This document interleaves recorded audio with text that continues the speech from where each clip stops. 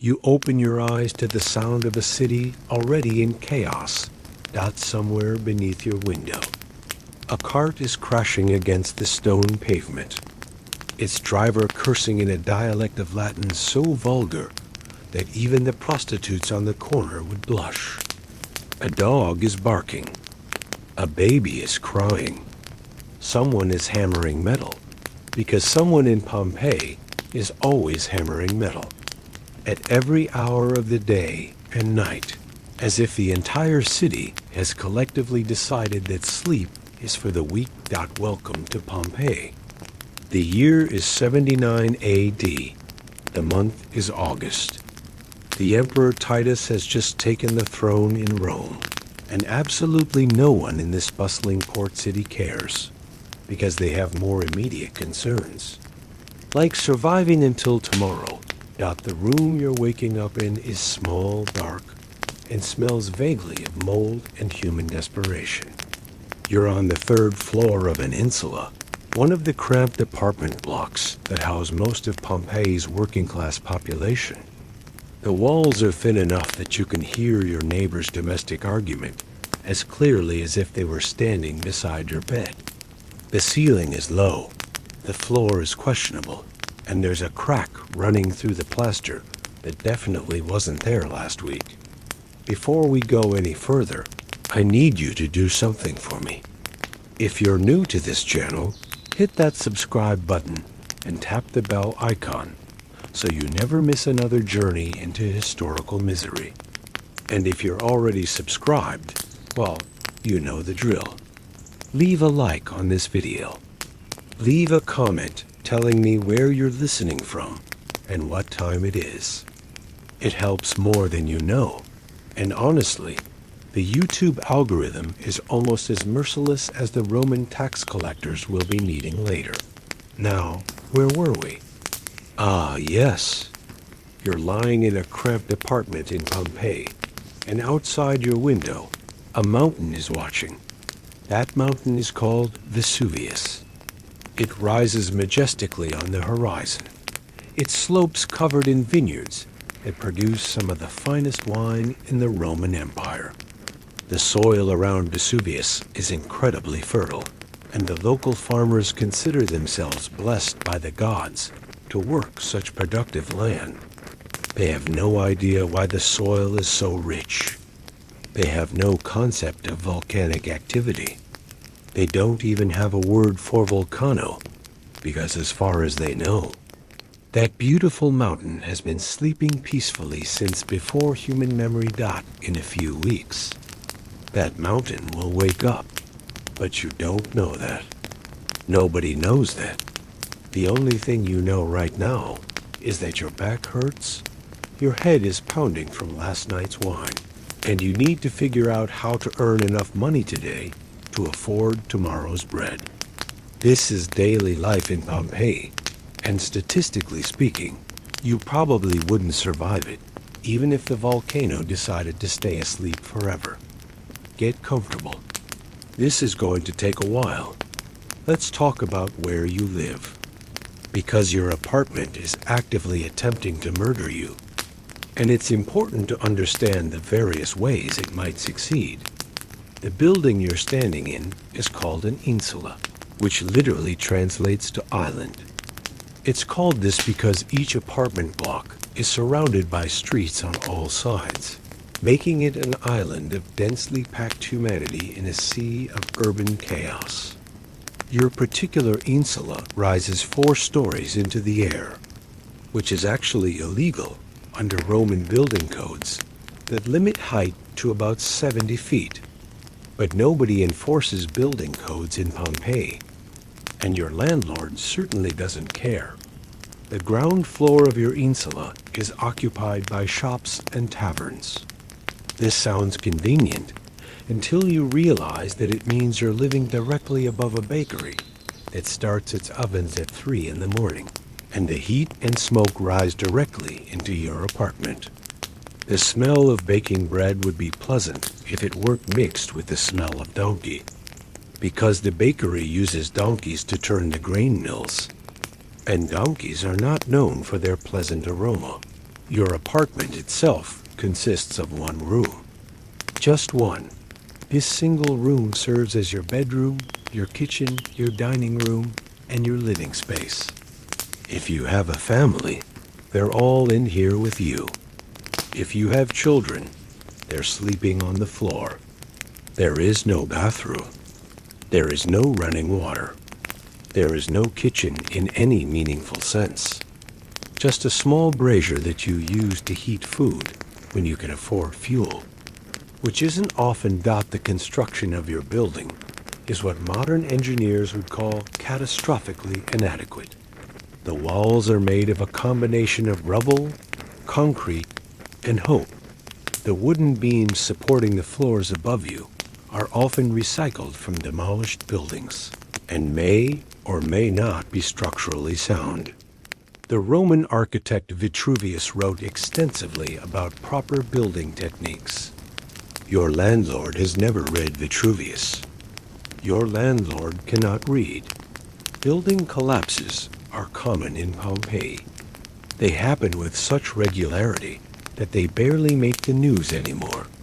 You might wake up one morning to discover that the insula across the street has simply ceased to exist, its residents buried under rubble, their belongings scattered across the pavement. You'll step over the debris on your way to work and think nothing of it, because what can you do? You can't afford to live anywhere else. Fire is an even greater concern.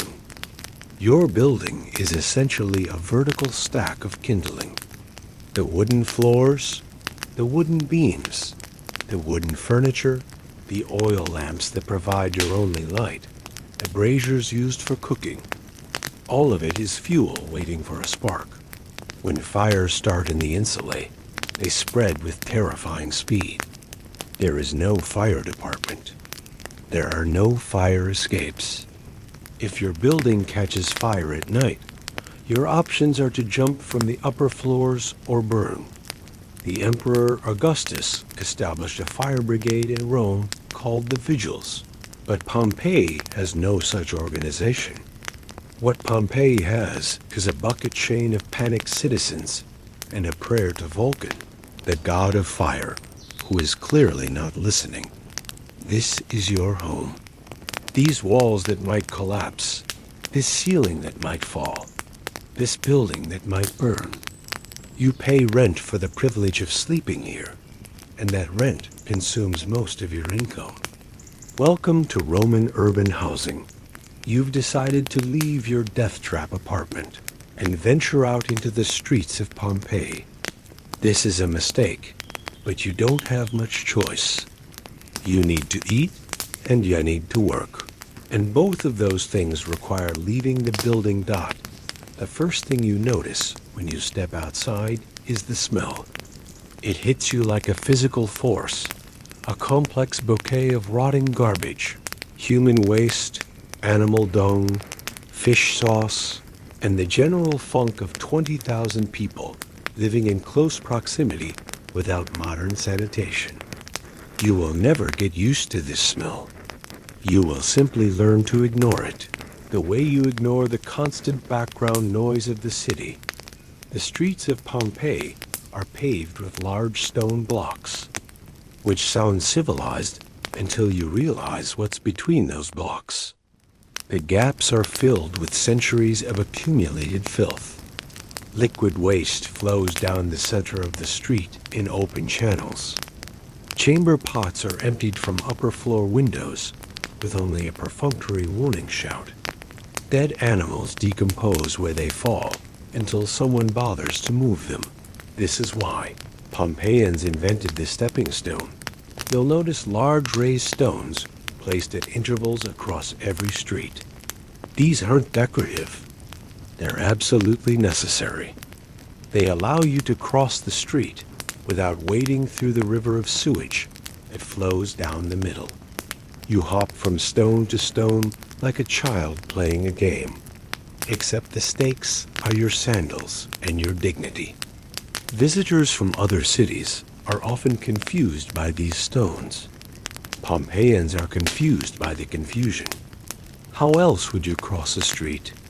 The stepping stones are spaced carefully to allow cartwheels to pass between them, which brings us to another hazard: traffic. Pompeii is a busy commercial port, and during the day, the streets are clogged with carts, wagons, pack animals, and pedestrians, all competing for the same narrow spaces. There are no traffic lights. There are no crosswalks. There are no rules beyond might makes right, and the strong survive. At night, the traffic situation actually gets worse. The Roman authorities, in a rare moment of urban planning, have banned wheeled vehicles from city streets during daylight hours to reduce congestion.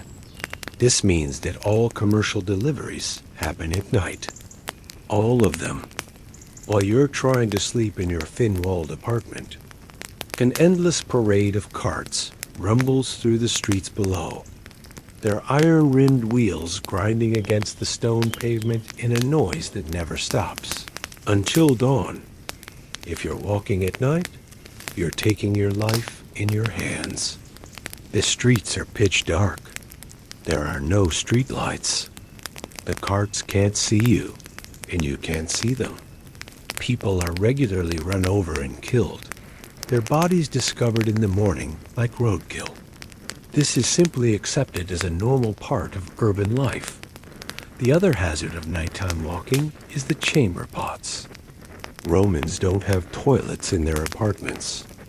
What they have is a pot, and when that pot is full, they dump it out the window. During the day, they're supposed to shout a warning first. At night, many don't bother. Roman law actually allows you to sue someone who dumps waste on you, but first you'd have to identify them, and by the time you've wiped the filth from your eyes, they've disappeared into the darkness. The streets of Pompeii are an obstacle course of filth, traffic, and airborne sewage. And yet, they're still better than staying home. Your stomach is growling, and you need to eat. Unfortunately, your apartment has no kitchen worth mentioning, and even if it did, you can't afford fuel for cooking. Like most Pompeians of modest means, you'll be eating out this morning. Time to visit the Thermopolium. If you're enjoying this journey through Pompeii's daily horrors, take a second to hit that like button. It really helps the channel grow, and I promise the food situation gets even more interesting from here. The Thermopolium is essentially a Roman fast food restaurant. Pompeii has over 80 of them, one on almost every corner, catering to the vast majority of residents who don't have proper cooking facilities at home. The name comes from the Greek words for hot and sell, because the main feature of a thermopolium is a long marble counter with large clay pots set into it, kept warm over charcoal fires, containing various ready-to-eat foods. You approach the counter and survey your options. There's a stew of some kind, thick and brown and mysterious. There are chickpeas in sauce. There are lentils. There's something that might be meat, but could also be anything else. The Thermopolium owner doesn't always know exactly what's in his pots, and he doesn't particularly care to find out. What he knows is that it's hot, it's filling, and it costs a couple of copper coins. You order the stew because the stew is cheapest, and watch as the server ladles it into a small clay bowl. You don't get a spoon. You drink directly from the bowl, standing at the counter, because there are no seats. The Thermopolium is not a place to linger.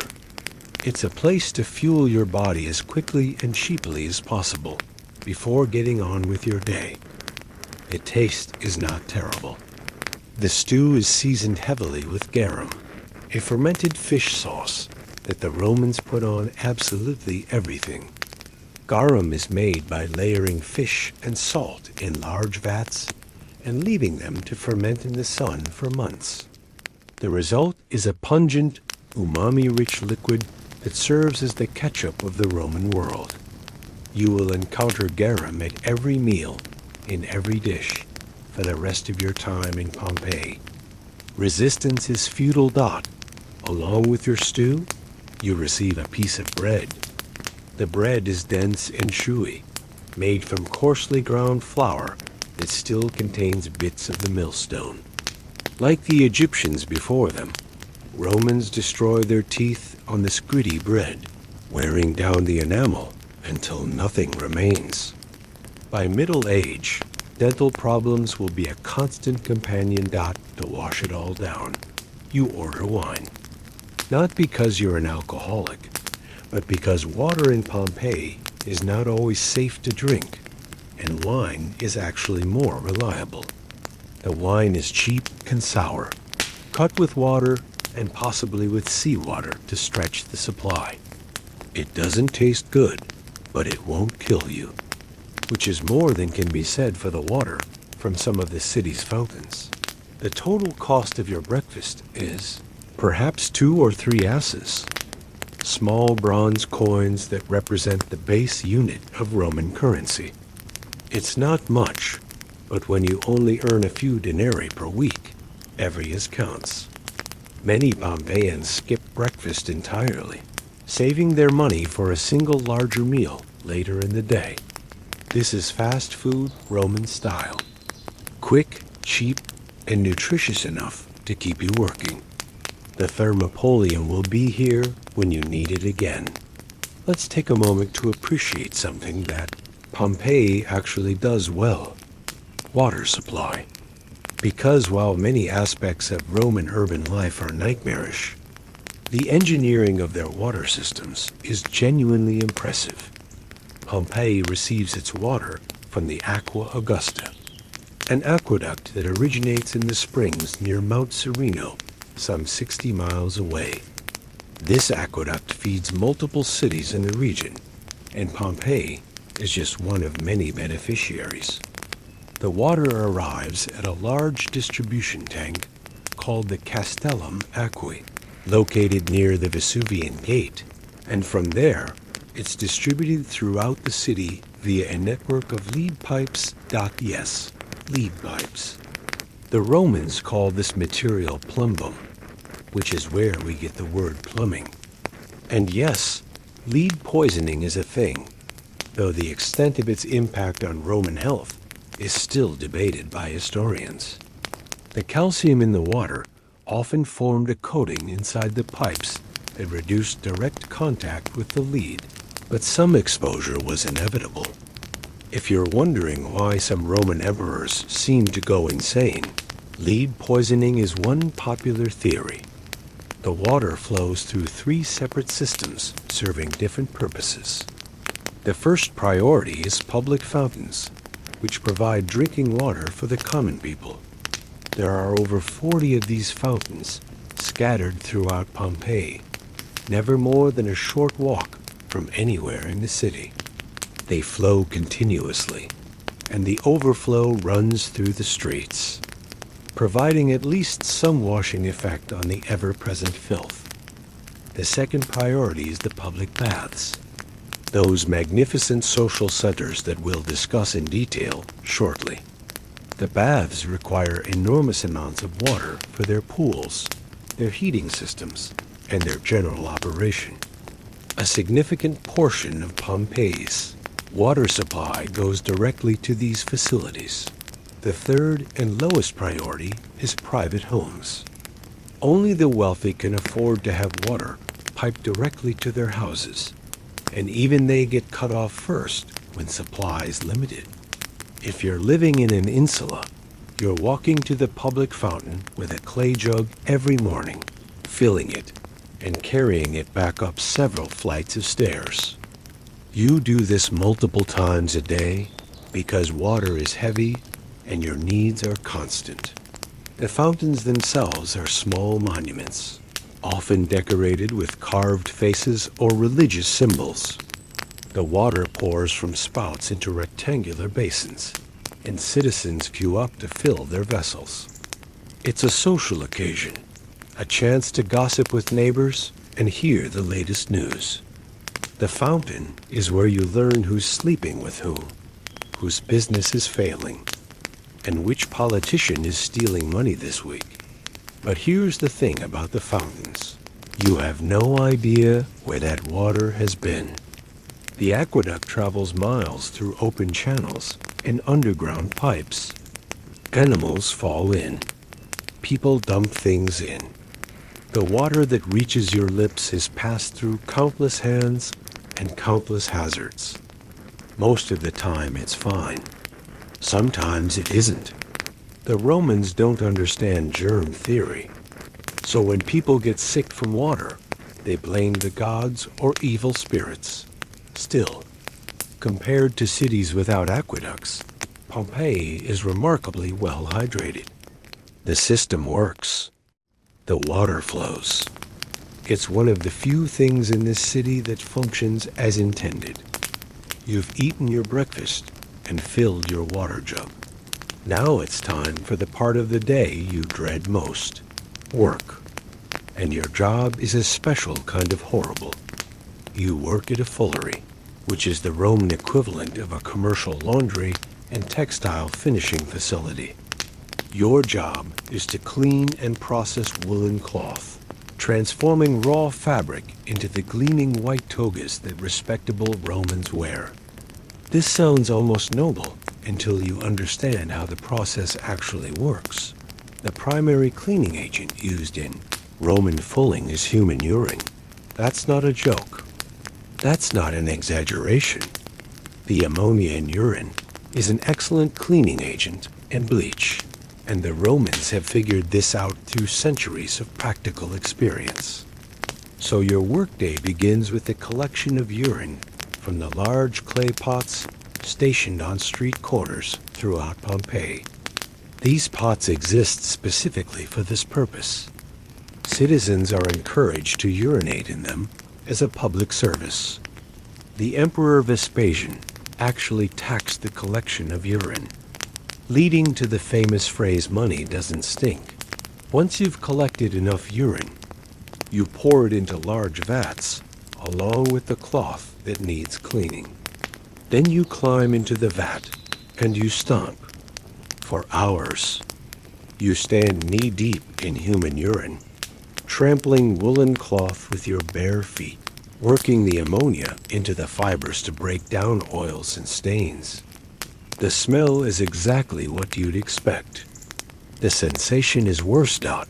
This is called fulling, and the workers who do it are called fullones. You are a fullo, and you will stomp in urine until your legs ache and your skin burns from the ammonia exposure. Your feet will develop sores. Your legs will be perpetually chapped and raw. The smell will never entirely leave your body, no matter how much you wash. After the urine treatment, the cloth is rinsed, stretched, and hung to dry. Then it's brushed with dried thistle heads to raise the nap. Then it's sheared to create a smooth surface. Then it's pressed in large wooden presses to flatten it. Each step requires backbreaking labor, and the fullery operates from dawn to dusk, processing the endless stream of dirty cloth that a Roman city generates. The fullery is actually one of the better-paying jobs available to unskilled workers in Pompeii. The fullers are organized into a guild that protects their interests and sets prices for their services. They even participate in local politics, sponsoring candidates and advertising on city walls. But none of this changes the fundamental reality of the job. You spend your days wading in human waste. When you finally leave work at sunset, you'll head to the public baths to wash off the day's accumulation of filth. You'll scrub your skin until it's raw, but that faint smell will linger. Other bathers will know what you do for a living. They can always tell. This is work in Pompeii. This is how ordinary people survive. After a day of stomping in urine, or whatever other miserable labor you've been performing, There's one place every Pompeian goes to restore their humanity: the baths. And while we're discussing places of restoration, if you haven't already, hit that like and subscribe button. It really helps the channel, and I appreciate every single one of you. The public baths are not just about getting clean. They're the social center of Roman life, a place where business is conducted, friendships are maintained, gossip is exchanged, and everyone's bodies are on full display. Pompeii has several bath complexes, the largest being the Stabian baths, which have been operating for over 200 years. These are elaborate facilities with heated floors, multiple pools at different temperatures, and separate sections for men and women. The bathing process follows a specific routine.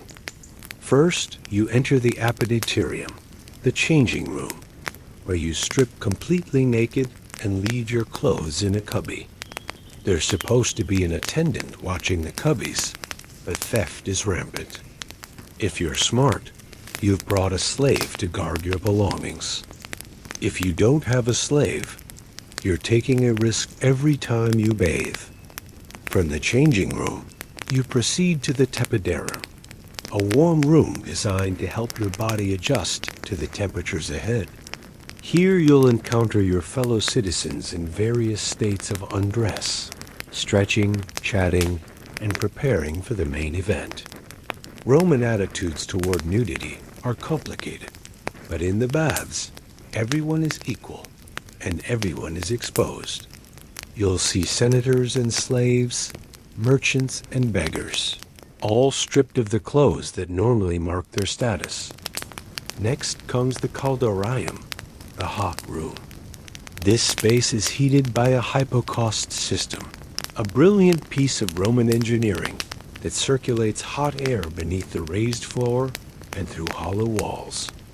The floor is so hot that bathers wear wooden sandals to avoid burning their feet. Here you sweat, scrape your skin with a curved metal tool called a strigil to remove oil and dirt, and soak in hot pools that are changed with varying frequency. Finally, you plunge into the frigidarium, the cold pool. This is exactly as shocking as it sounds, and Romans believe it's excellent for your health. The contrast between the hot room and the cold plunge is supposed to invigorate the body and strengthen the constitution. Whether this is medically accurate is debatable, but it certainly wakes you up. Throughout this process, you're surrounded by naked strangers, many of whom are silently evaluating your body. Roman standards of physical beauty are specific and exacting. Too thin is weak. Too fat is self-indulgent. Scars are interesting. Deformities are noted. Every bather is simultaneously relaxing and being judged, trying to appear casual while acutely aware of how they compare to those around them. The baths are also breeding grounds for disease.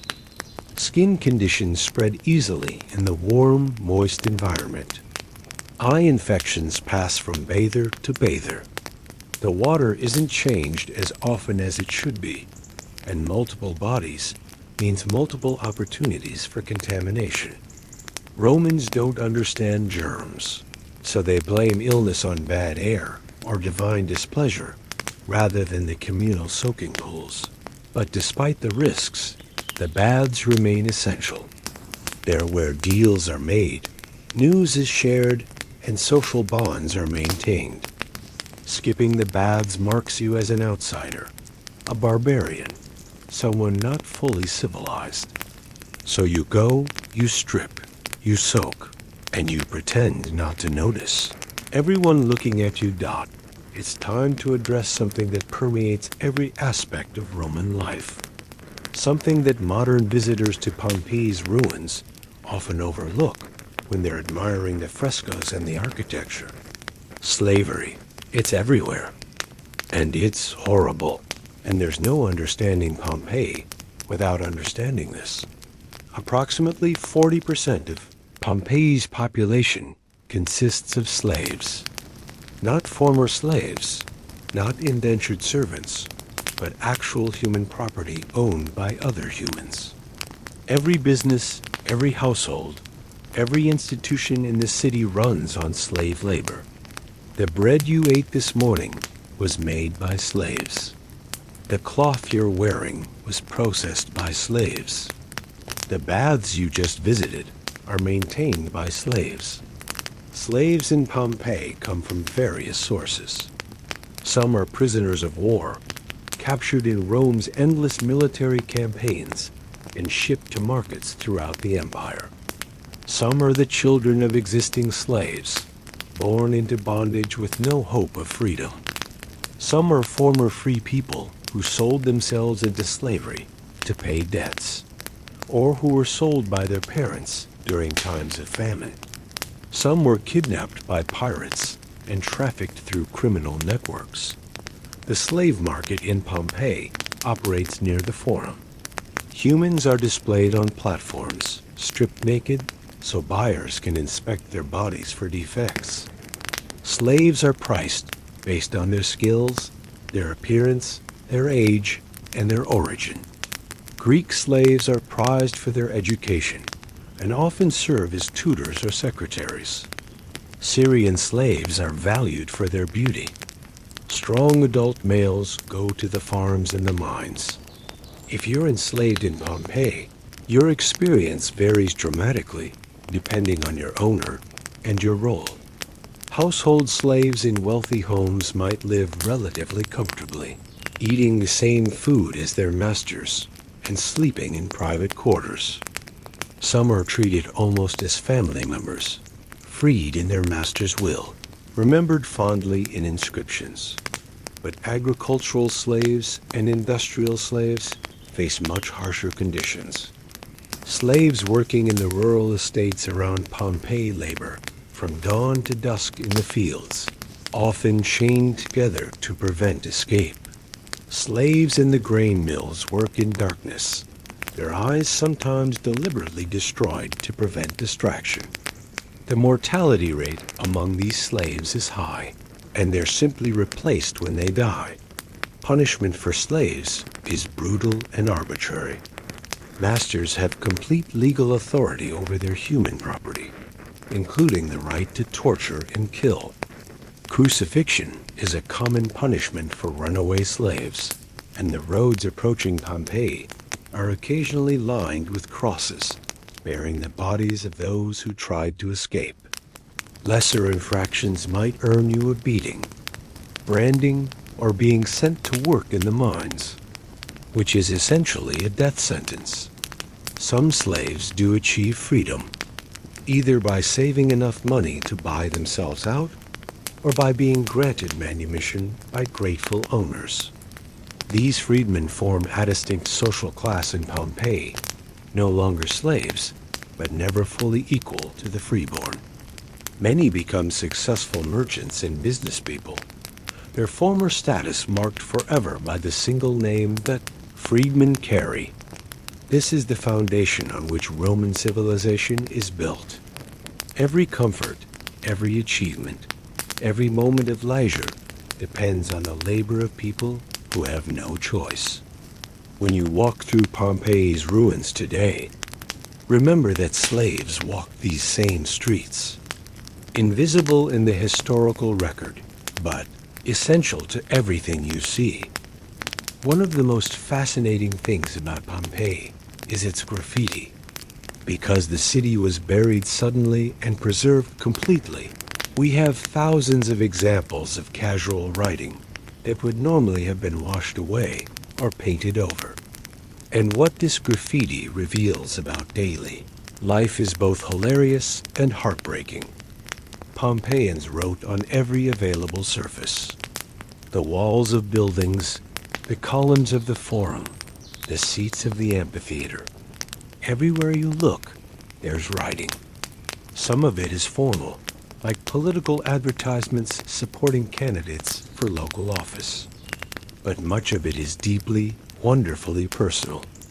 There are love declarations. Successus the weaver loves Iris. the slave of the tavern. She doesn't care about him, but he keeps writing her name anyway. Marcus loves Spendusa. Gaius loves Primigenia. The walls of Pompeii are covered with the names of lovers, would-be lovers, and the hopelessly smitten. Some of these inscriptions are tender. Others are crude. One famously reads, "I don't want to sell my husband. There are insults."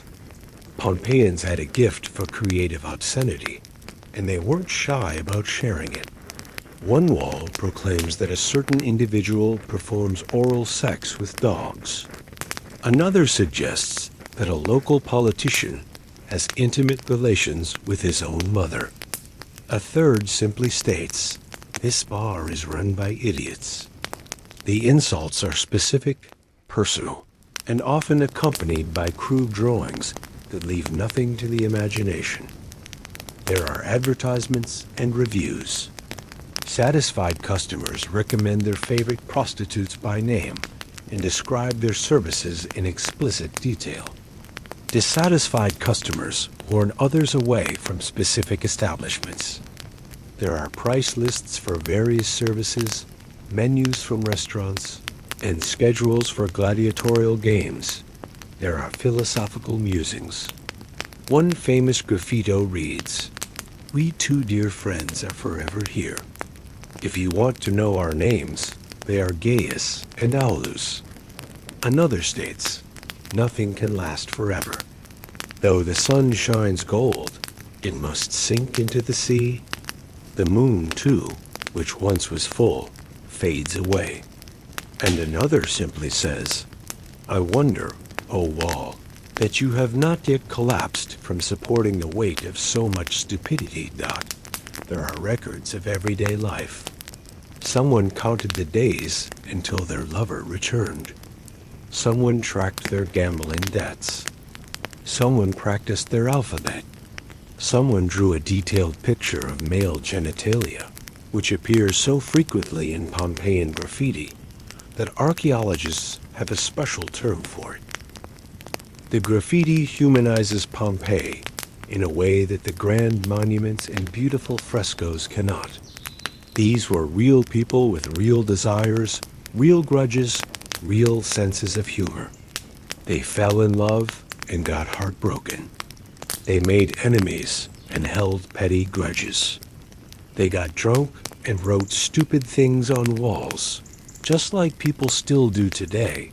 About the volcano preserved not just the buildings, but the voices of ordinary Pompeians, scratched into plaster and frozen in time. It's the closest thing we have to the social media of the ancient world. Every morning, before you leave for work, you pause at the small shrine in the corner apartment. This is your lararium, the household altar dedicated to the lares, the protective spirits of your family and home. You place a small offering of food or wine before the shrine, say a quick prayer, and hope that the gods will keep you safe for another day. Religion in Pompeii is not about faith in the modern sense. It's about transactions. You give the gods offerings, and in return, the gods give you protection, success, and good fortune. If you fail to make offerings, the gods will withdraw their favor, and bad things will happen. It's a business relationship, and both parties have obligations. The lares are just one category of divine beings that Pompeians acknowledge. There are also the Penates, gods of the storeroom and pantry. There's Vesta, goddess of the hearth, whose sacred flame must never be extinguished. There's Janus, god of doorways and transitions, whose two faces watch both those who enter and those who leave. Beyond the household gods, Pompeii has temples dedicated to a dizzying array of deities. There's the Temple of Jupiter, king of the gods, dominating the north end of the forum. There's the Temple of Apollo, god of music and prophecy. There's the Temple of Venus, special patron goddess of Pompeii, who protects the city and blesses its inhabitants. There's the Temple of Isis, the Egyptian goddess whose cult has spread throughout the Roman world. Each god has specific areas of responsibility and specific expectations for worship. If you're a merchant, you might make special offerings to Mercury, god of commerce. If you're a soldier, you honor Mars. If you're about to give birth, you pray to Juno and Diana. If you're sick, you visit the temple of Aesculapius, the god of healing, and leave an offering in the shape of whatever body part needs divine attention. Sacrifices range from simple offerings of food and wine to elaborate animal sacrifices conducted by priests. The wealthy sacrifice cattle and pigs. The poor make do with chickens or pigeons. The very poor offer what they can. A bit of grain, a few drops of wine, a prayer spoken with desperate sincerity. Superstition pervades everything.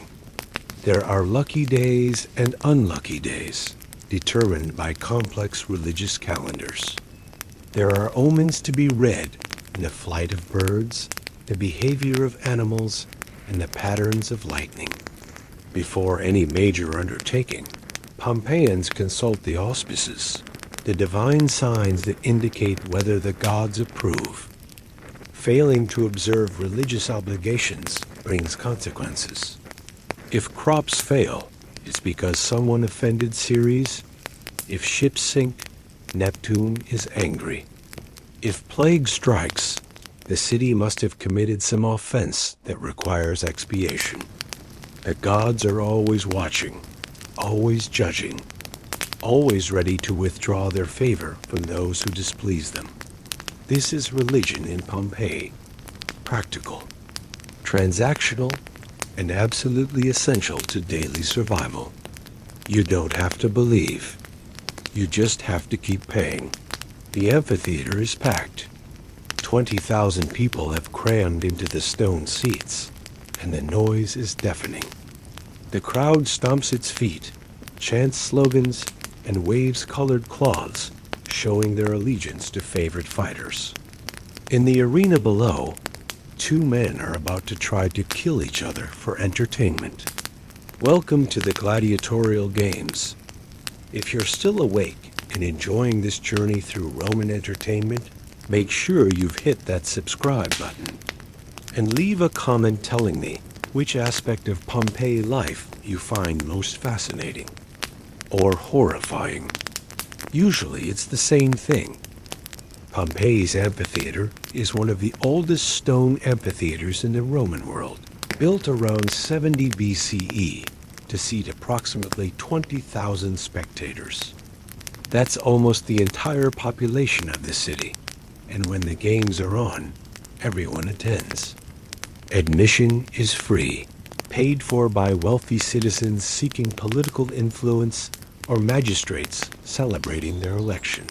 The gladiators themselves are a complex social category. Some are slaves, purchased specifically to fight in the arena. Some are condemned criminals, sentenced to die by combat. Some are volunteers, free men who have chosen the gladiatorial life for money, fame, or sheer desperation. All of them belong to gladiatorial schools called ludi, where they're trained in specific fighting styles and equipped with distinctive weapons and armor. There are different types of gladiators, each with their own equipment and fighting style. The murmillo carries a sword and large rectangular shield, with a helmet decorated with a fish crest. The retiarius fights with a net and trident, with minimal armor. The threx uses a curved sword and small shield. The secutor is designed specifically to fight the retiarius, with a smooth helmet that won't catch in the net. When gladiators fight, they're matched by type to create interesting stylistic contrasts. The economics of gladiatorial combat are substantial. Training a gladiator is expensive, and owners don't want their investments killed unnecessarily. Contrary to popular belief, most gladiatorial combat doesn't end in death. A defeated gladiator can surrender, and the decision whether to spare or kill him rests with the editor, the sponsor of the games. Since gladiators are valuable, mercy is often the economically sensible choice. But death does happen, and when it does, the crowd responds with intense emotion. A brave death earns admiration and remembrance.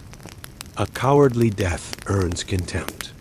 The best gladiators become celebrities, their names written on walls throughout the city, their sexual appeal legendary. One famous Pompeian graffito describes a gladiator as the delight of the girls. Another lists a gladiator's victories alongside explicit descriptions of his romantic conquests. Betting on the games is widespread and passionate. Fortunes are won and lost based on the outcome of individual combats. Professional gamblers analyze gladiators' records, fighting styles, and physical condition. The smart money knows which fighters are nursing injuries and which are at the peak of their form. The games are brutal, bloody, and absolutely central to Roman culture. They demonstrate the power of Rome to conquer and kill. They provide a shared spectacle that unites the social classes. They satisfy something deep in the human psyche that craves violence at a safe distance. This is entertainment in Pompeii. This is what passes for fun. Let's return to the subject of food, because we've only scratched the surface of the Roman diet, and there's so much more horror to explore. We've already discussed the Thurlopolium and its mysterious stews. But if you have any money at all, you might occasionally eat something more elaborate. And by elaborate, I mean bizarre, because Roman cuisine is nothing if not adventurous. The most ubiquitous ingredient in Roman cooking is garum, which we mentioned briefly. But you don't truly understand garum until you understand how it's made. Fish, usually anchovies or mackerel, are layered with salt in large vats and left to ferment in the sun for months. The liquid that gradually forms as the fish decompose is the garum. The solid residue left behind, called ulek, is sold to the poor as a cheaper alternative. Garum comes in various grades. The finest, called garum sociorum, is produced in specific locations and commands premium prices. It's used the way modern cooks use soy sauce or Worcestershire sauce, adding umami depth to dishes. Lower grade garum is used more liberally, masking the taste of food that might be past its prime. Bread remains the staple food for most Pompeians, and the city has over 30 bakeries producing loaves daily. The bread is round, divided into 8 wedges for easy sharing, and extremely dense by modern standards. It's often dipped in wine or garum to soften it. The wealthy eat bread made from fine white flour. The poor eat bread made from whatever grain is cheapest. If you're invited to a wealthy Roman's dinner party, called a cena, you'll encounter dishes that seem designed to challenge your assumptions. Dormice are a delicacy, specially bred in terracotta containers, fattened on nuts, and served roasted with honey and poppy seeds. Peacock and flamingo are prestigious dishes, valued more for their impressive presentation than their flavor. Sow's udders, stuffed pig's wounds, and various internal organs appear on the finest tables. One famous recipe from Apicius, the Roman cookbook, describes how to prepare a whole roasted pig, with half the pig prepared with one sauce and half with another, so that the serving appears as if 2 different animals have been seamlessly joined. Another recipe involves preparing a dish to look like fish when it contains no fish. using liver and other ingredients to create the illusion. Roman cuisine values surprise and spectacle. For the poor, the diet is much simpler: bread, legumes, vegetables, and occasional meat. Pork is the most common meat for ordinary people, often preserved through salting or smoking. Chicken is available, but not cheap. Fish is common near the coast, and Pompeii's location makes seafood relatively affordable. Eggs are used extensively. Fruits and vegetables include apples, pears, figs, dates, grapes, olives, cabbage, lettuce, onions, and garlic. Honey is the primary sweetener, as sugar is unknown. Olive oil is used for everything from cooking to lamp fuel to personal grooming. Wine accompanies most meals, always mixed with water. Drinking undiluted wine is considered barbaric, a habit of the uncivilized peoples beyond Roman borders. The proportion of water to wine varies, but most people drink their wine quite diluted. This is Roman cuisine, garum-soaked, adventurous, and sometimes genuinely disgusting. But it sustains an empire. We need to discuss sex, because sex is everywhere in Pompeii, and the city's most famous building is its brothel, the Lupanare. If you're not comfortable with this subject, now would be a good time to skip ahead. But you'd be missing one of the most documented aspects of Roman daily life. The Lupanare is a purpose-built brothel, one of the largest in Pompeii, located near the Forum on a street corner, convenient to bars and baths. The name comes from lupa, the Latin word for wolf, which is slang for prostitute. The building has 10 small rooms, 5 on each floor, each furnished with a stone bed covered with a mattress. Above the doorway to each room is an erotic fresco depicting a sexual position. These aren't artistic expressions. They're menus. If you can't speak Latin well, or if you're too shy to specify what you want, you simply point at the picture. The frescoes are explicit, colorful, and surprisingly well preserved, having been buried under volcanic ash for nearly 2,000 years.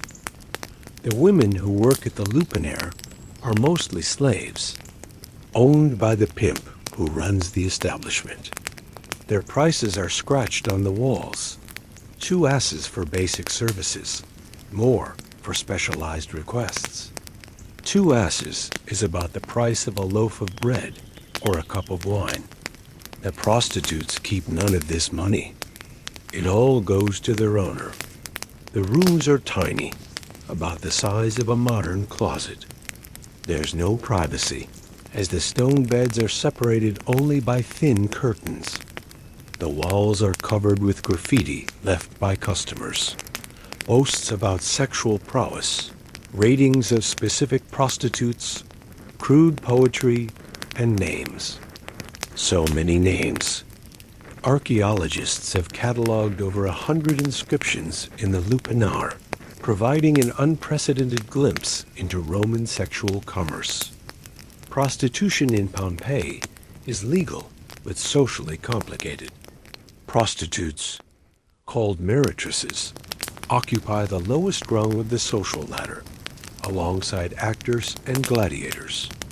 They're legally infamia, without honor, unable to give testimony in court or inherit property. Many are slaves with no choice in the matter. Some are freedwomen who have few other options. Not all prostitution happens in brothels. Many bars and inns have back rooms for commercial sex. Some prostitutes work from their own apartments or on the streets. The city is full of sexual commerce, operating openly with the tacit approval of authorities, who collect taxes on the trade. The male customers face no social stigma. Roman sexual ethics focus on the active or passive role rather than the gender of partners. A man who frequents prostitutes is simply satisfying natural urges. A man who does so to excess might be criticized for lack of self-control, but the behavior itself is unremarkable. The frescoes of the Lupanare remain some of the most visited artworks in Pompeii, drawing tourists who giggle nervously at their explicit content. But behind the titillation is a story of exploitation, slavery, and human beings treated as commodities. The price lists on the walls aren't funny when you think about what they represent. Romans drink. A lot. All the time. From morning to night, wine flows through Pompeii like water. Because frankly, the water isn't always safe. And wine is the social lubricant that keeps Roman civilization functioning. Before we continue with the drinking, take a second to hit that like button if you haven't already. It really helps the channel grow, and I promise there's plenty more. Roman excess to explore. Pompeii sits in one of the finest wine-producing regions of the ancient world. The volcanic soil around Vesuvius makes for excellent vineyards, and the wines of Campania are famous throughout the Roman Empire. Wealthy Romans cellar Pompeian, vintages alongside the prestigious wines of Falernum and Caecubin. But the wines available to ordinary Pompeians are not those prestigious vintages. Common wine is cheap, rough, and often adulterated. Unscrupulous merchants stretch their supplies by adding seawater, boiled grape juice, or various herbs and spices that mask the taste of wine gone sour. Lead compounds are sometimes added to sweeten poor quality wine, contributing to the chronic lead poisoning that affects the Roman population. Wine is never drunk undiluted. Drinking straight wine is considered barbaric, a mark of uncivilized peoples like the Gauls and Germans. Romans mix their wine with water, usually 2 or 3 parts water to 1 part wine, though the proportions vary. Hot water is popular in winter, cold water in summer. The act of drinking is heavily ritualized. At formal dinner parties, a magister bibendi, a master of drinking, is appointed to determine the wine-to-water ratio and the pace of consumption. Toasts are offered to the gods, to the emperor, to the host, and to various guests. Refusing to drink is a social offense. Drinking too slowly is suspicious. Bars called copone and tabernae are everywhere in Pompeii. Every block seems to have at least one establishment selling wine by the cup. The bar counters are embedded with clay pots containing wine of various qualities, and customers stand at the counter drinking and gossiping. Some bars have back rooms where customers can sit or recline, and many offer food and gambling alongside their liquid refreshments. Drunkenness is common and tolerated within limits. A man who drinks too much at a dinner party might be mocked, but won't lose social standing. A man who gets drunk and causes public disturbances is more problematic. A man who can't control his drinking and ruins his family fortunes through excess is scorned. The key is maintaining appearances while consuming impressive quantities. The health effects of constant wine consumption are probably significant, though the dilution with water reduces the alcohol content. Romans are effectively drinking low-alcohol wine throughout the day, which provides hydration, calories, and a pleasant buzz that makes the grinding routine of daily life more bearable. Wine is not just a beverage. It's a social necessity.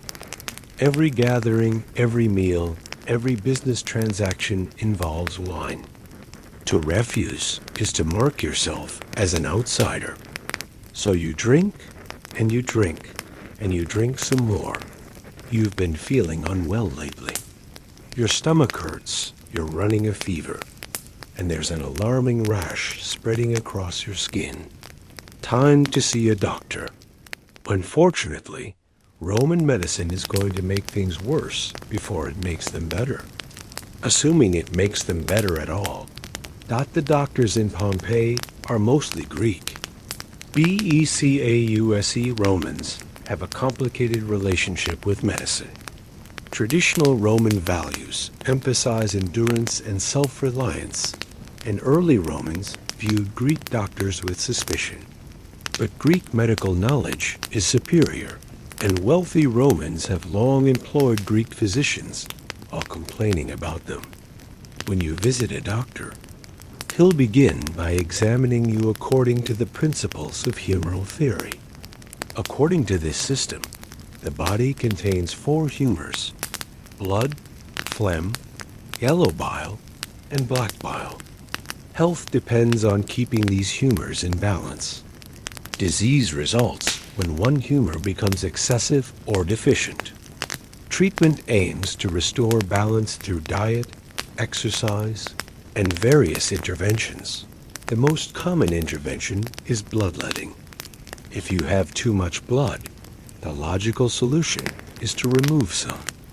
Doctors use sharp instruments to open veins, or they apply leeches to draw blood from specific locations.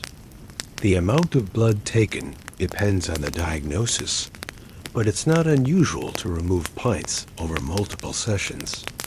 Patients often feel worse after bloodletting because they're now anemic on top of whatever was wrong with them originally. Purging is another popular treatment. If bad substances are making you sick, you need to expel them.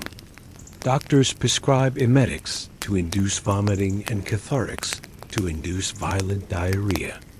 The logic is that whatever's making you sick will come out along with everything else.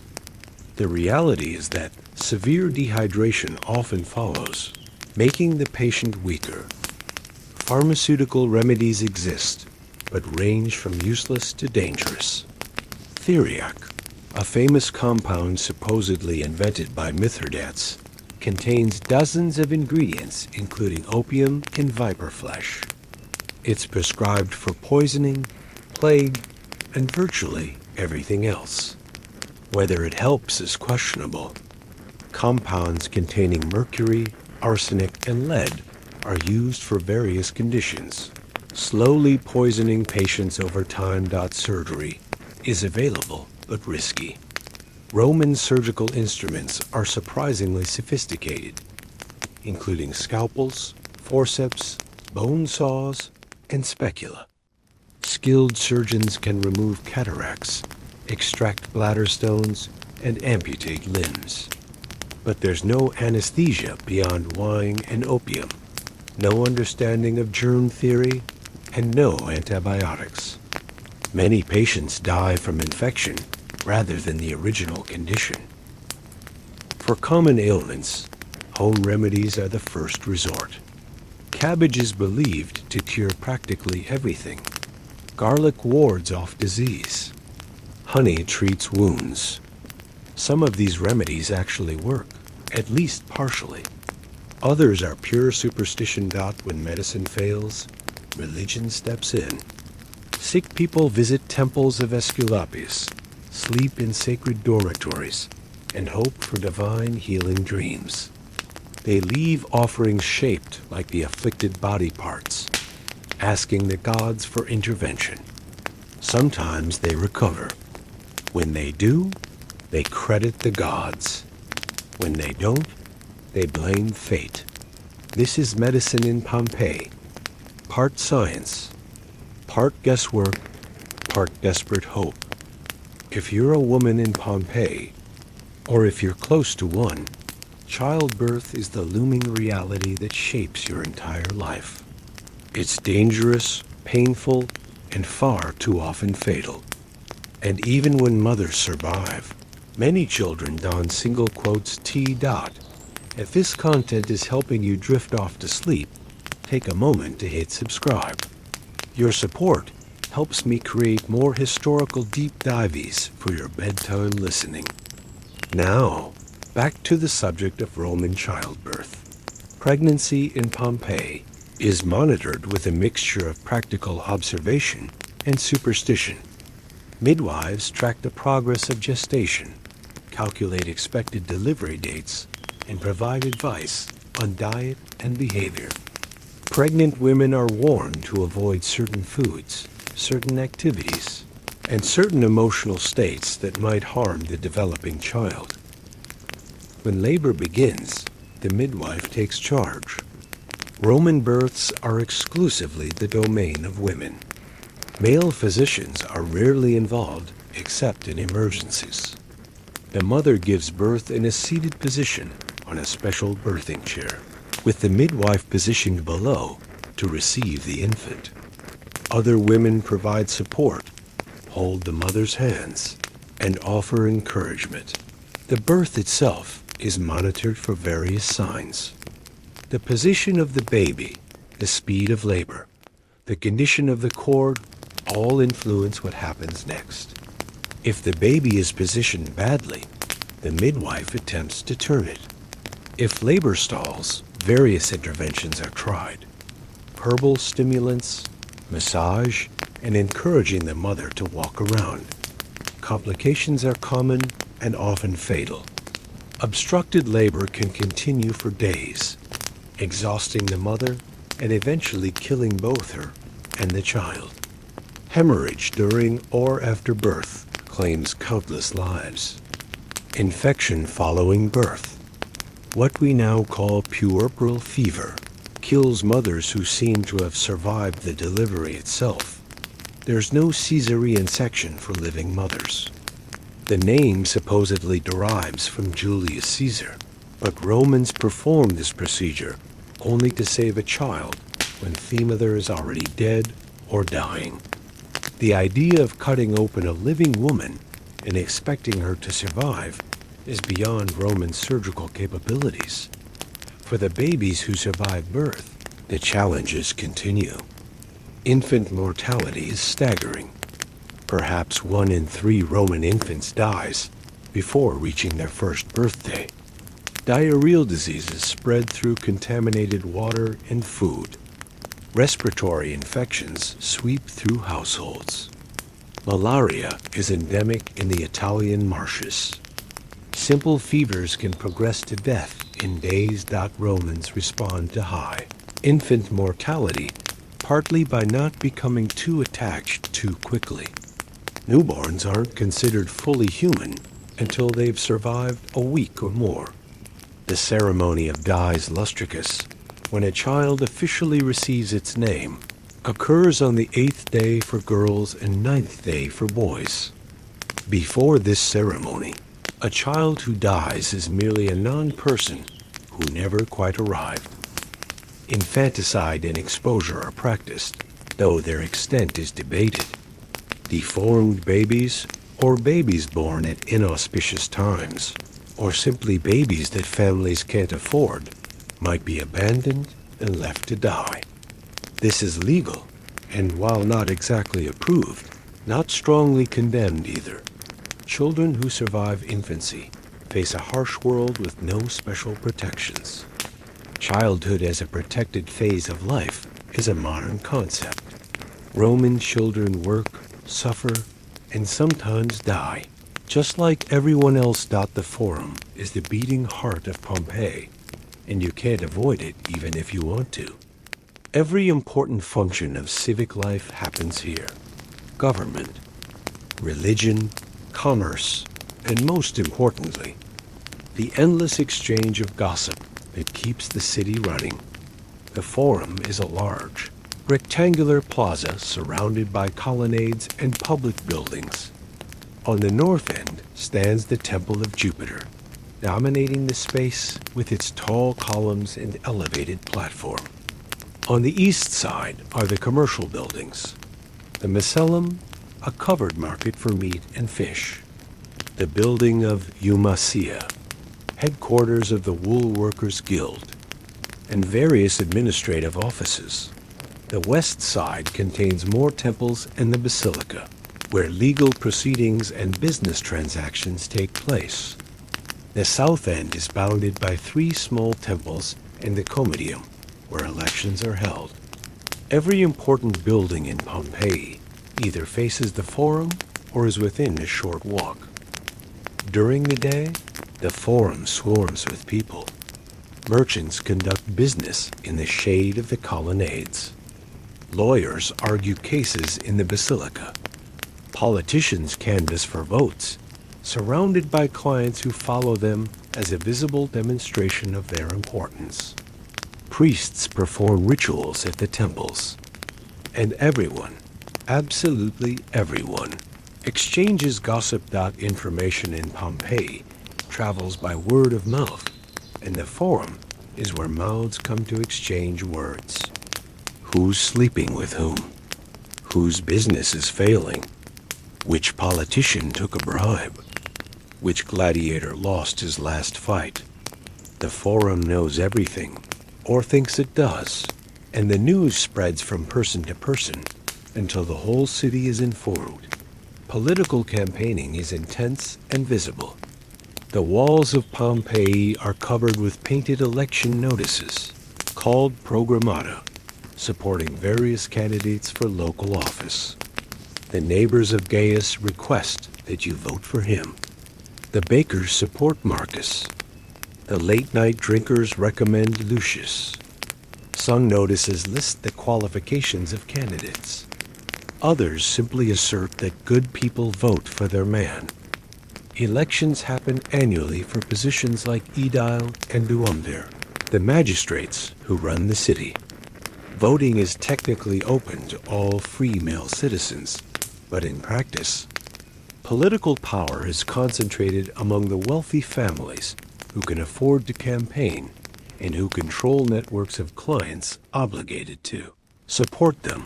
The Forum is also where justice is dispensed. Minor disputes are settled by local officials. Serious crimes go to the duumvirs, or might be referred to Roman authorities in higher courts.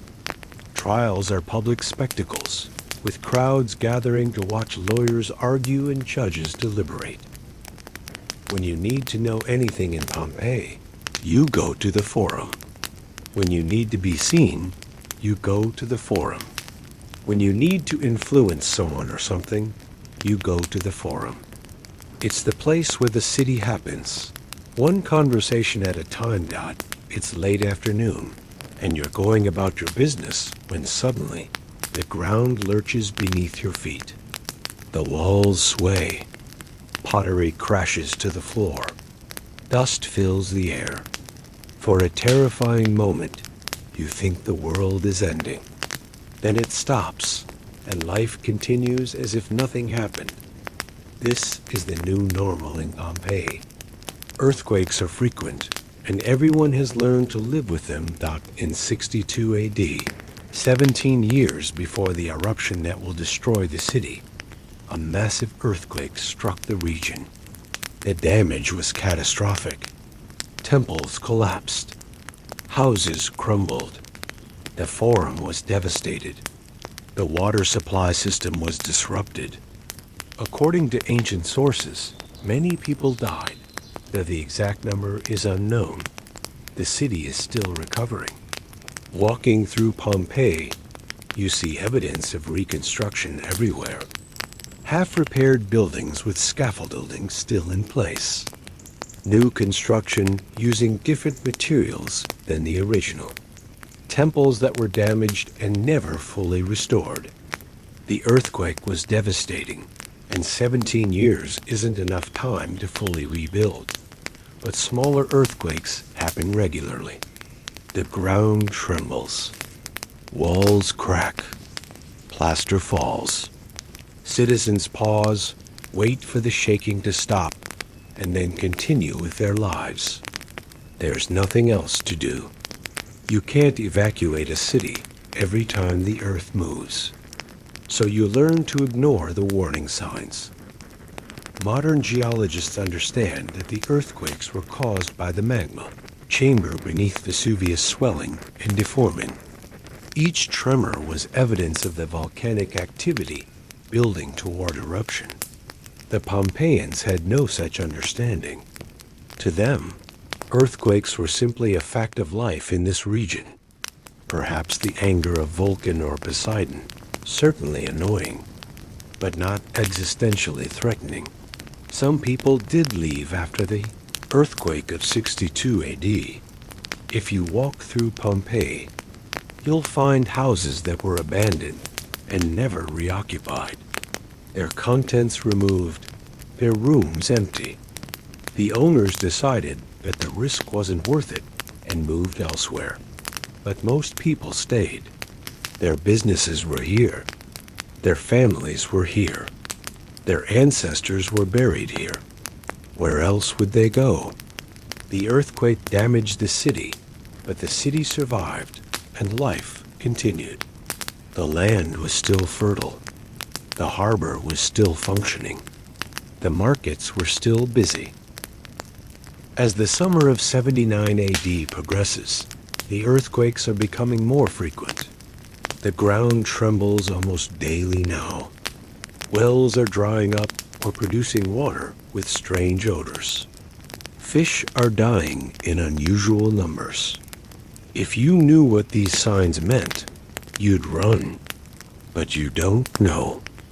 Nobody knows. The mountain is preparing to speak, and the city is too busy rebuilding to listen. When Pompeians aren't working, bathing, eating, or drinking, they're seeking entertainment. And Pompeii offers entertainment options ranging from highbrow theater to bloody spectacle, with plenty of obscene comedy in between. If you're settling in for the night, now's a good time to hit that subscribe button and leave a comment about your favorite ancient entertainment. Sleep well with tales of Roman theater ahead. The large theater of Pompeii can hold about 5,000 spectators in its semicircular seating area. Originally built in the Greek style during the 2nd century BCE, it's been renovated and expanded by various Roman benefactors. The acoustics are excellent, designed so that actors speaking at normal volume can be heard clearly throughout the auditorium. The theatrical performances include tragedies, comedies, and a uniquely Roman form called mime. Tragedies follow Greek models, retelling myths of gods and heroes with formal dialogue and chorus. Comedies are more popular with ordinary audiences, featuring stock characters like the clever slave, the foolish old man, the boastful soldier, and the scheming courtesan. The plots involve mistaken identity, thwarted love affairs, and elaborate deceptions that resolve happily. Mime is something else entirely. Roman mime is not silent, but rather consists of short comic sketches with improvised dialogue, physical comedy, and explicit sexual content. Mime actresses are famous for performing nude, and the plots often involve adultery and seduction played for laughs. The mime performers are technically infamia, socially disreputable, but they're also celebrities. Their names known throughout the city. Pantomime is different. Again, a solo performer dances all the roles in a mythological story, while a chorus narrates and musicians accompany. The pantomime artist communicates through gesture, costume changes, and masks with different expressions.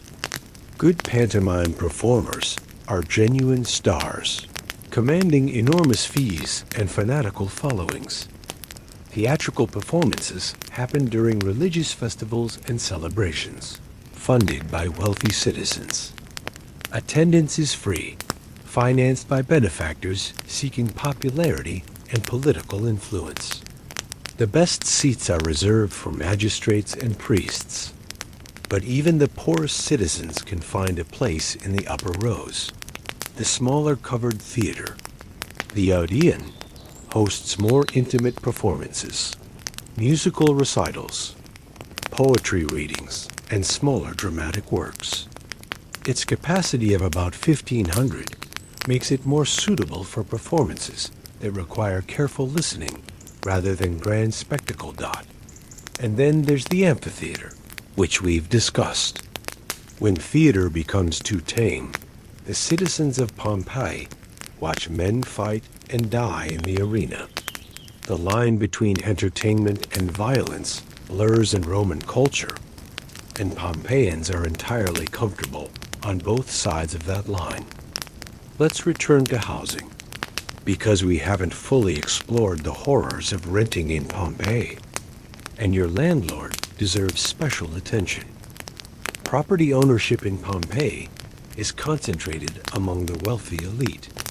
A relatively small number of families own most of the land and buildings in the city, and they extract rent from everyone else.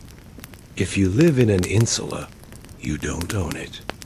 Someone else owns it, and they're probably squeezing every last out of you. Rental agreements in Rome are weighted entirely in favor of landlords. Tenants have almost no legal rights. If your landlord decides to raise the rent, you pay or you leave. If your landlord decides to evict you, you go. If your landlord fails to maintain the building and the ceiling collapses on your head, good luck collecting damages. The rent itself is due on the calends of each month, the first day. Failure to pay on time can result in immediate eviction.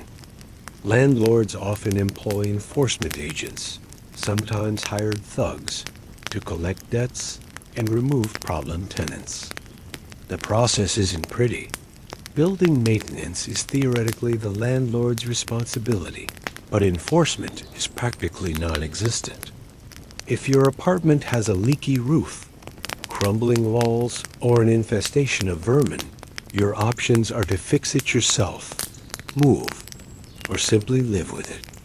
Complaining accomplishes nothing. Withholding rent accomplishes eviction. The ground floor shops often belong to the landlord as well. The shopkeepers who appear to own their businesses may actually be tenants or even freedmen still, obligated to their former masters. The economics of the insula flow upward, from the poorest residents on the upper floors to the wealthy owner who never sets foot in the building. Some landlords are absentee, using property managers to collect rent and handle problems. These managers have every incentive to minimize expenses and maximize revenue, which means maintenance is neglected and rents are pushed as high as the market will bear. The fact that people are willing to pay proves the rent isn't too high. Fire and collapse thin the rental market periodically, but there are always more people than housing. Immigrants from the countryside, freed slaves looking for work, families displaced by disasters elsewhere. All of them need somewhere to live.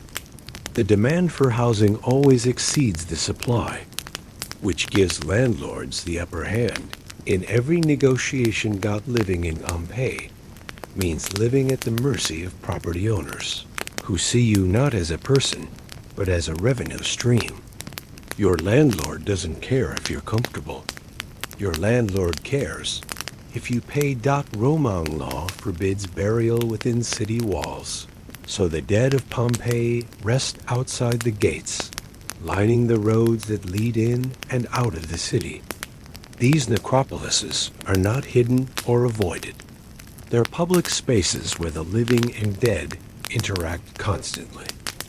Walking along the street of tombs leading to the Herculaneum Gate, you pass monument after monument. Some are modest, simple markers identifying the deceased. Others are elaborate structures, the size of small buildings, with sculpted facades and decorated interiors. The wealthy compete in death as in life, building tombs that announce their status to everyone who passes. The tombs contain inscriptions telling you about their occupants. Here lies Marcus Tullius, freedman, who lived 42 years and was beloved by his wife.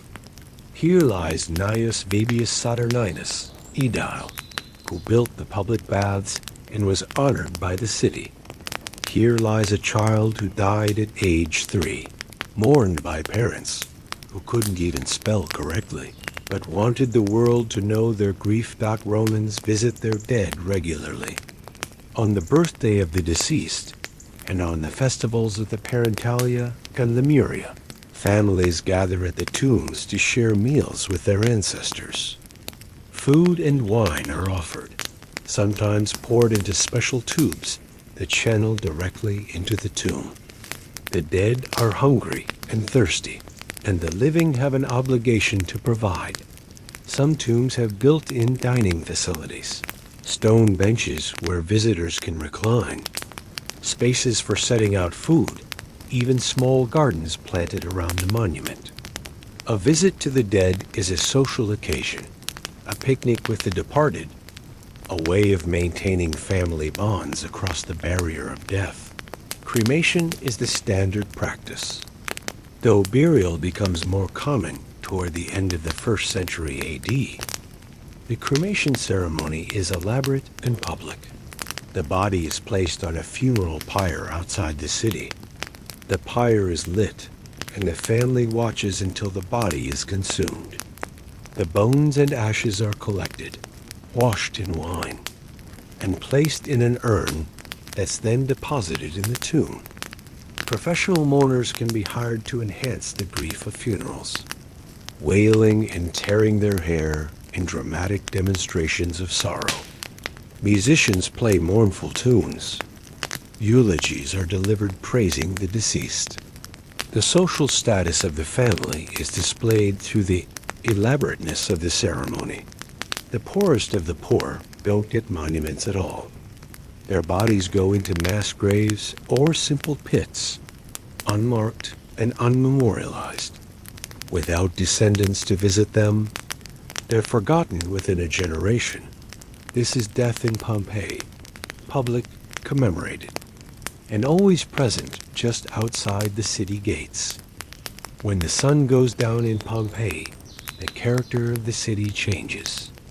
The legitimate businesses close, the streets empty of respectable citizens, and a different population emerges.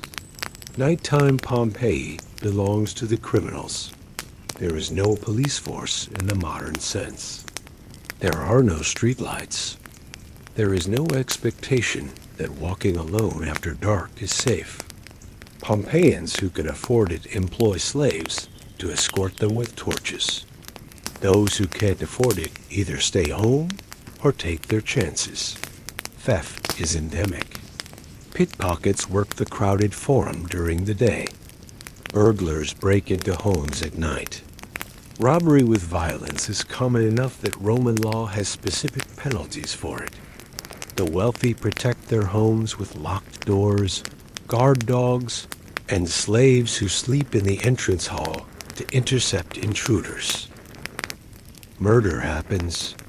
Bodies are found in alleys, in the harbor, in fields outside the city. Roman law distinguishes between different types of killing, with different penalties depending on the status of the victim and the circumstances of the death. Killing a slave is a property crime, compensated with money. Killing a citizen is more serious. Killing a patrician is grave indeed. Investigation of crimes is primitive. There are no forensics, no detective work in the modern sense. If you're murdered and your killer isn't caught in the act, justice is unlikely. Families sometimes conduct private investigations, hire informants, or simply take revenge on suspected perpetrators. Blood feuds can continue for generations. The streets are organized by gangs that control specific neighborhoods. These aren't criminal organizations in the modern sense, but rather networks of young men who look out for each other and fight with rival groups. The famous riot of 59 AD, when Pompeians and Nucerians clashed at the amphitheater with multiple deaths, was essentially gang violence on a massive scale. Security for businesses and wealthy individuals is provided privately. Hired guards patrol properties. Watchmen are employed to sit at doors and challenge strangers. The message is clear. Security is available if you can pay for it, And if you can't, you're on your own. Roman law imposes harsh penalties for crimes, including exile, forced labor in the mines, and various forms of execution. But deterrence requires detection, and detection requires a system that doesn't exist. Most criminals are never caught. Most crimes are never solved. The fear of punishment prevents less than you might think. When you walk through Pompeii after dark, you're taking a calculated risk. The city that seemed civilized by daylight reveals its dangerous underbelly by night. Women in Pompeii occupy a complicated position, with more freedom than their counterparts in Greece or the eastern provinces, but still fundamentally subordinate to men. Understanding how women lived helps explain the dynamics that shaped daily life. Roman. Women cannot vote or hold political office. They cannot serve in the military.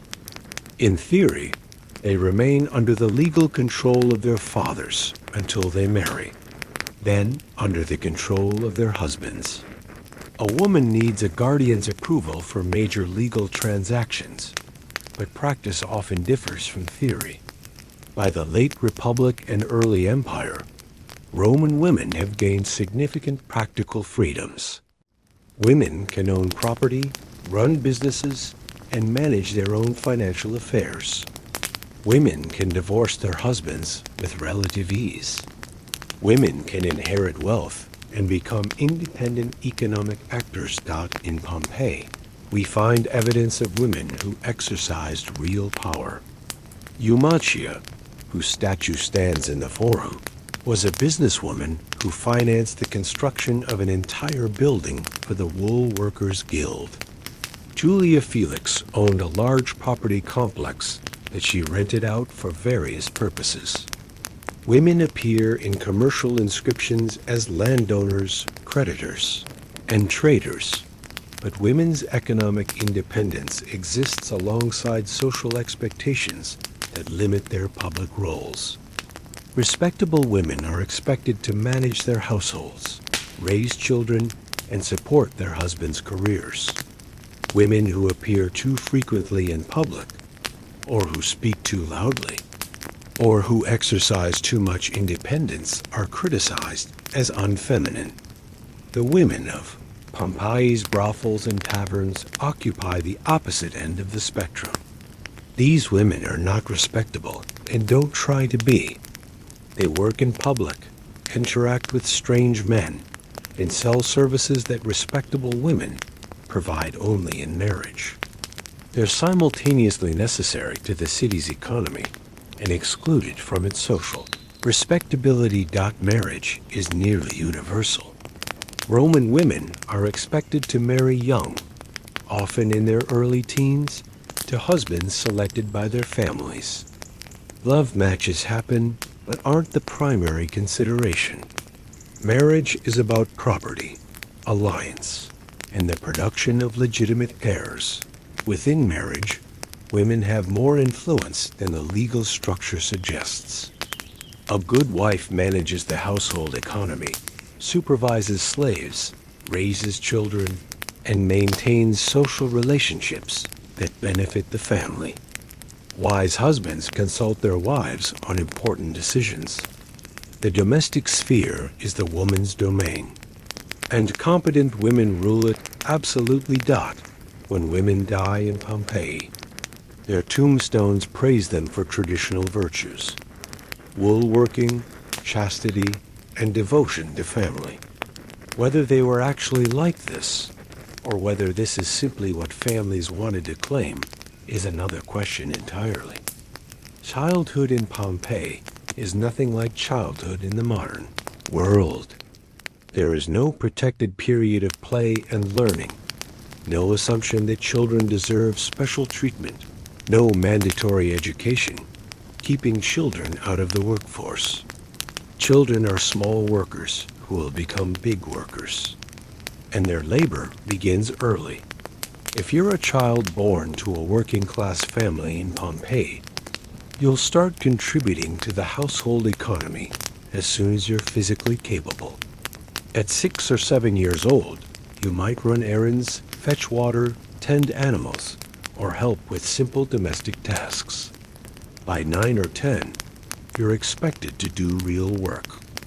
Assisting in a workshop, helping with a trade, contributing meaningfully to the family income. Apprenticeship is the primary form of education for most children. A boy might be sent to learn a trade from a craftsman, starting with menial tasks and gradually learning more complex skills.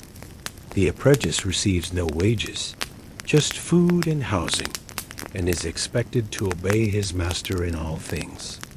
The master can discipline the apprentice physically, and beatings are common. Girls typically stay home, learning domestic skills from their mothers, cooking, weaving, managing a household. These skills are essential for future marriage, and a girl who can't spin wool or manage servants is a poor prospect. Some girls learn trades if their families run businesses, working alongside brothers in shops and workshops. Education, in the sense of reading, writing, and arithmetic, is available primarily to the wealthy. There are no public schools. Parents who want their children educated hire tutors or send children to private teachers who hold classes in rented spaces. The curriculum includes reading and writing in Latin and Greek, basic mathematics, and memorization of classic texts.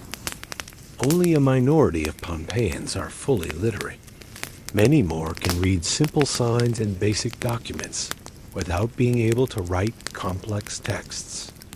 The graffiti on Pompeii's walls shows a range of literacy levels, from elegant classical quotations to barely legible scratchings. Children die frequently. We've discussed infant mortality, but older children also succumb to diseases, accidents, and violence. Tombstones commemorating children are common and often heartbreaking. A child who survived to adulthood had overcome obstacles that would have killed many of their peers. Childhood in Pompeii is brief, dangerous, and focused on preparing for adult responsibilities. Play exists, but is fitted into the margins of work and survival. The concept of childhood as a protected phase of life innocent of adult concerns is simply not present. It's August of 79 AD, and something is wrong. You can feel it, even if you can't explain it. If you're still with me as we approach the end, take a moment to subscribe and leave a comment.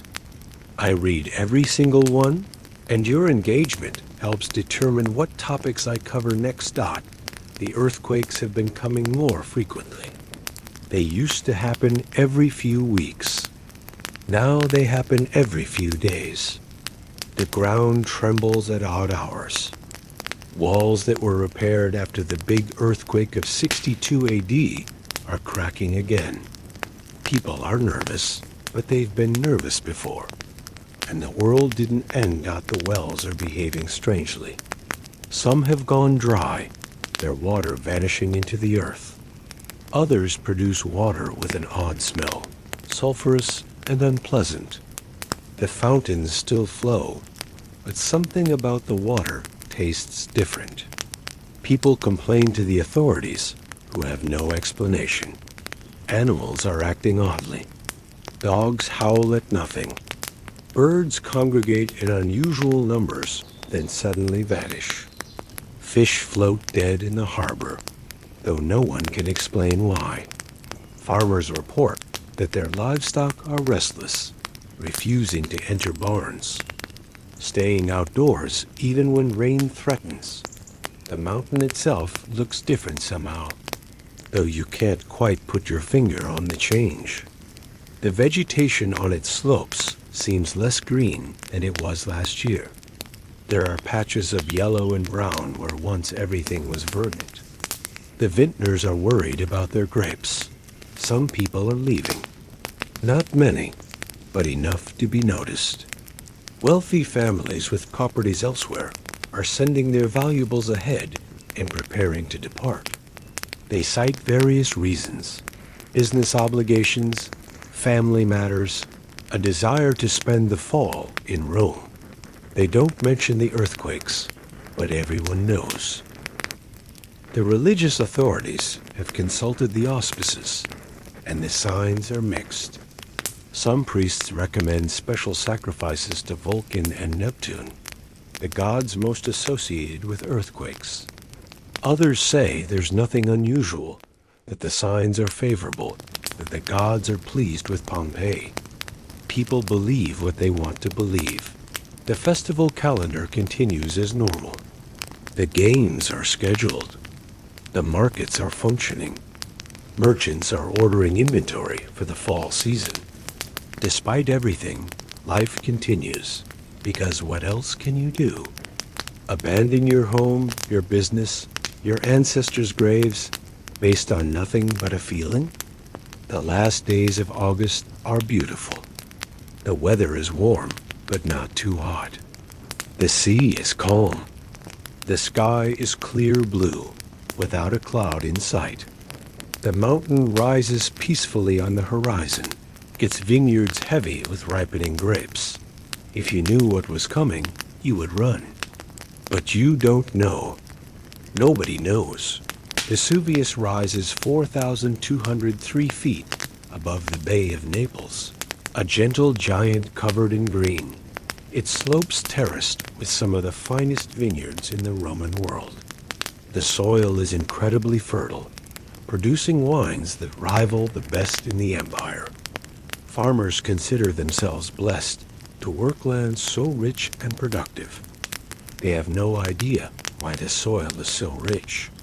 The Romans have no word for volcano because they don't understand what volcanoes are. They have stories of fire-breathing mountains from Greek mythology. Of course, but those are legends, stories about places far away. This mountain, their mountain, has been peaceful since before anyone can remember. It's just a mountain. Some philosophers have noted that the terrain around Vesuvius looks strange. The rocks are porous and glassy. The soil has an unusual composition. Hot springs bubble up in certain places. But these observations haven't been connected to any larger theory. The idea that the mountain might be a sleeping furnace, that the beautiful terrain was created by ancient cataclysms, that history might repeat itself. This idea doesn't exist.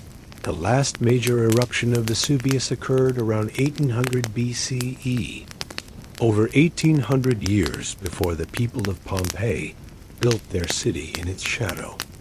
There are no records, no memories, no warnings from that ancient catastrophe. The indigenous peoples who might have witnessed it left no written accounts. The mountain's violence has been completely forgotten deep beneath the surface. A chamber of molten rock has been swelling for decades, maybe centuries. The earthquakes that have troubled Pompeii are caused by this pressure, the Earth's crust flexing as magma pushes upward. The dried wells and poisoned springs are caused by volcanic gases infiltrating the water table. The dead fish are suffocated by those same gases bubbling up through the bay. Everything that has disturbed the Pompeians this summer is a warning they cannot understand. The mountain is speaking, but no one alive knows its language. In a few days, probably around noon on August 24th, the pressure will become too great. The rock plug that has sealed the mountain's throat will fail catastrophically. A column of superheated gas and pulverized rock will shoot into the atmosphere, rising miles into the sky, blotting out the sun. The people of Pompeii will look up in confusion, then in wonder, then in terror. Some will run immediately and survive. Many will wait too long, assuming the danger will pass, and discover their mistake when the ash begins to fall. Over the next 18 hours, feet of volcanic material will bury the city. Then the pyroclastic surges will come. Avalanches of superheated gas and rock traveling at hurricane speed, killing everything in their path. When it's over, Pompeii will have ceased to exist, buried under 20 feet of volcanic debris, forgotten for 17 centuries. But that's a story for another time. Right now, in the last peaceful days of August 79 AD, the mountain is just a mountain. The city is just a city. The people are just people living their lives, unaware that their every moment is being preserved for an audience they cannot imagine. The mountain is watching, and it remembers everything done, and so our day in Pompeii draws to a close. The sun is setting over the Bay of Naples, painting the water in shades of gold and purple. The mountain catches the last light on its western slopes, glowing amber against the darkening sky. It looks peaceful, eternal, as permanent as the earth itself in the city below. The day's business winds down. The shops are closing, the baths are filling with the after-work crowd, and the bars are beginning their nightly trade. Somewhere, a musician is practicing. Somewhere, children are playing. Somewhere, lovers are meeting in the gathering dusk. You've spent a day in this city, experiencing a fragment of what ordinary people experienced 2,000 years ago. The crowded apartments and dangerous streets. The backbreaking work and meager pleasures. The religious devotion and casual cruelty. The graffiti and gossip.